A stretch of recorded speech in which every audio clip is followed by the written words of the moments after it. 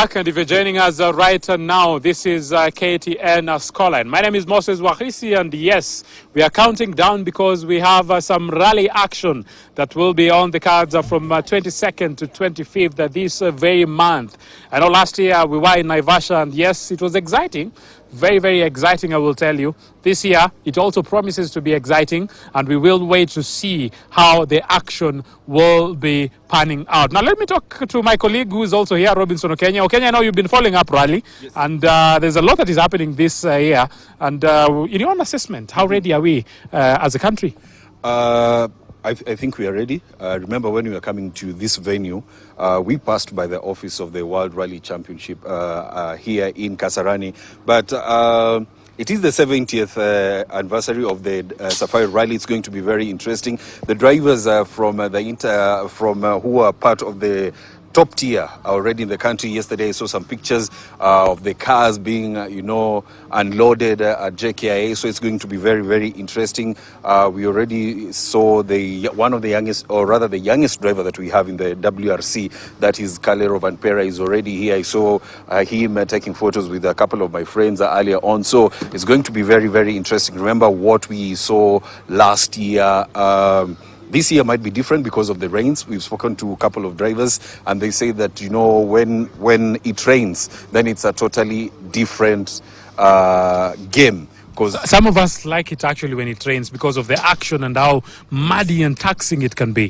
Definitely. That's when we get to see, the skills of the drivers. Some enjoy, racing in the rain. Some don't like the rain at all. Last year, that was a game changer for the championship. Remember, one of the stages on the second last day, we had some rains, and that totally changed, the ratings, or rather rankings for some of the drivers.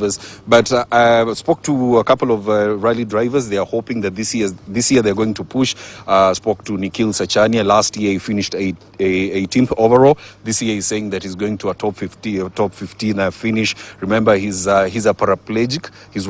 I think he's the only African rally driver who's a paraplegic, and showing what he did last year, finishing 18th and managing to show the world, that disability is not inability. Very, very interesting. I spoke to Evans Kavisi. Last year, they did not manage to finish because they got an accident. So that was a major undoing for them. But they are saying that there's no pressure on them.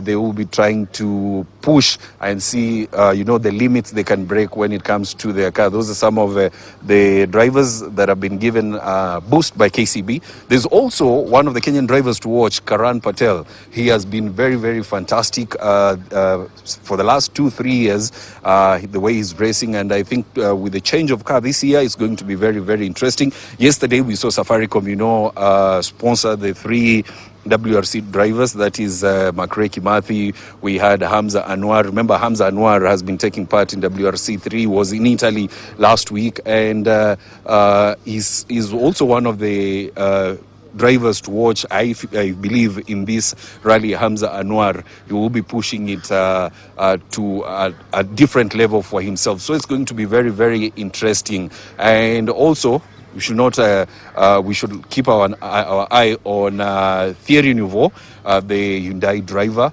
He won the last leg in Italy, so it's going to be very, very interesting. But at the moment, of course, Kalle Rovanpera, also the man to watch.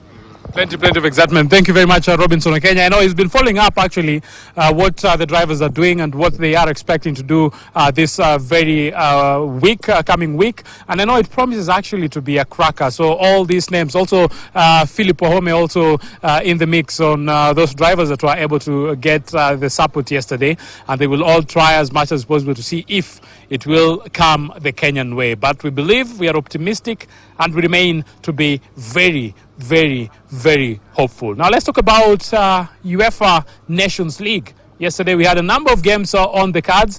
England against Malta. A very, very competitive extravaganza it was, but it looked